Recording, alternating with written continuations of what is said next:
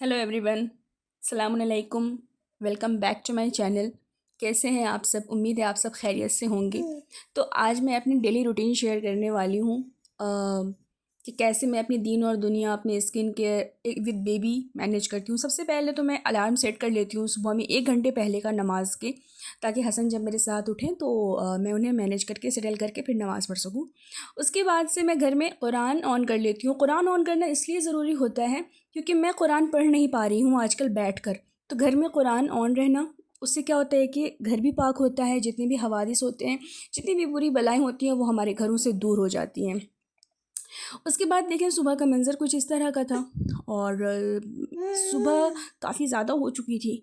रोशनी काफ़ी अच्छी आज सुबह सुबह हो गई थी। मैंने अपनी जो डेली ब्रश वगैरह करके, फेस वॉश वगैरह करके वज़ू किया। वज़ू करने के बाद मैं क्या करती हूँ कि मैं उस वक्त जो भी थोड़ा बहुत अपने फेस पर फेस वॉश वगैरह लगाना होता है मैं एक साथ ही लगा लेती हूँ। अब मैं बिल्कुल एक साथ वैसे नहीं कर सकती हूँ कि मैं फ़ेस वॉश लगाऊँ फिर जेल लगाऊँ, वो मेरे लिए आजकल थोड़ा नामुमकिन हो रहा है।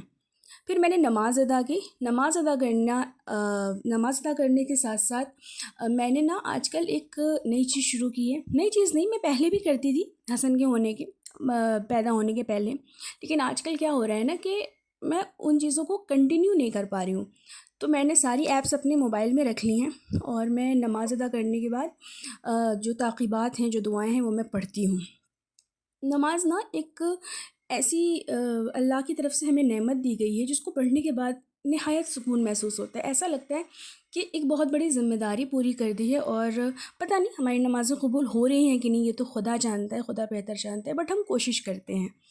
फिर उसके बाद मैं कोशिश ये कर रही हूँ आजकल कि थोड़ी बहुत तिलावत कर लूँ, क्योंकि रजब का महीना है और रजब, शाबान, रमज़ान, ये सब हमारे लिए बहुत ही ख़ास, बहुत ही इम्पॉर्टेंट महीने होते हैं।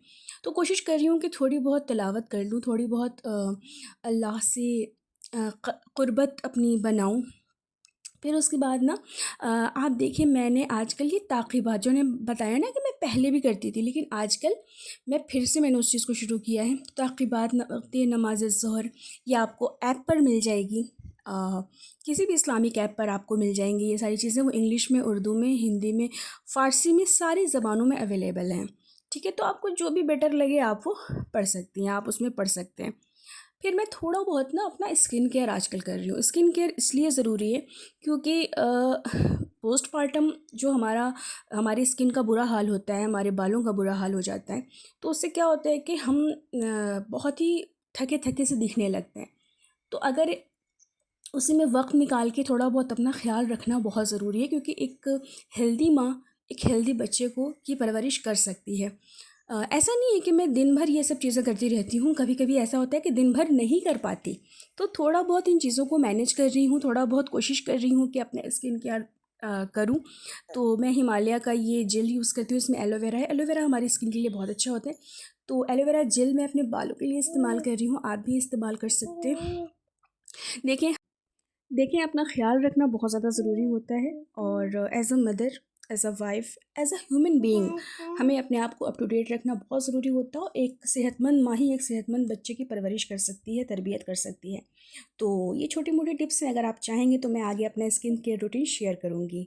ओके, चलो बाय, खुदा हाफ़िज़।